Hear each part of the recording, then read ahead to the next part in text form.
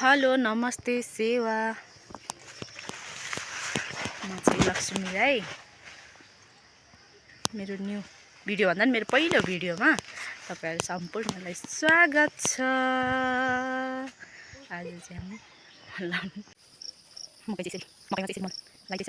मल चाहिँ यो हो के भन्यो यो मल युरियामा किरा हर्छ अरे यसले चाहिँ यसरी लगाउन लाग्नुपर्छ। अनि यसरी लगाउन लागेपछि पछि किरा हर्छ गरी किरा खाइदिन्छ नि मकै मिठो पनि छ।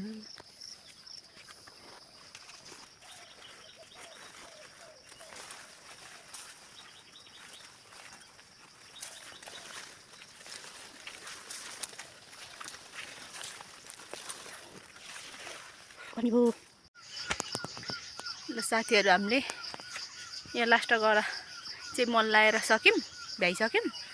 अब माथि सिरान गएर माथिल्लो सिरान गएर बाँकी छ। यो लास्टको चाहिँ सक्यौं। यहाँ चाहिँ अलि पातल पातल मकै थियो यहाँको चाहिँ लगाइसक्यौं। अब माथिको बाँकी छ। एक गएर ठुलो गएर चाहिँ मछेलले रोकेर आम्मामा यस्तो धेरै मछेल लाग्छ कि पहिला तराईतिर लाग्छ भन्ने सुनेको थिएँ। अहिले धनपुरतिर नै एकदमै लाग्छ।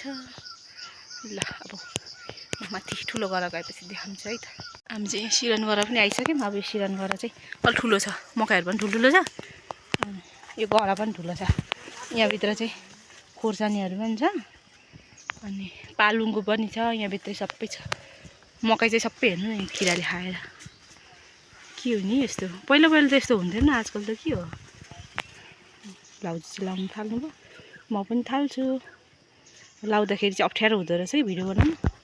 त्यही भएर म भिडियो अफ गरेर मल लाउन जाँदैछु साथी हो। ल साथीहरु हामीले मल लाएर पनि सकिसक्यौं। ठुलो गरेर पनि सकियो। के साह्रो मछेड लाएर नि भ्याइसक्यौं। अब हामी घर जान्छौं। अब घर जान आँट्यो। कुटाको मौसम चाहिँ आज यस्तो छ। आज घामै लागेन। घाम लाग्दा लाग्यो अलिअलि लाग्यो। ल अब हामी घर हिँडेको। घर गएर खाना पकाउनु पर्यो। ल साथीहरु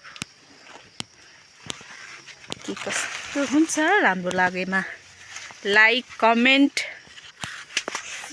शेयर सब्स्क्राइब गरिदिनु होला भन्दै आजलाई बाइ बाइ।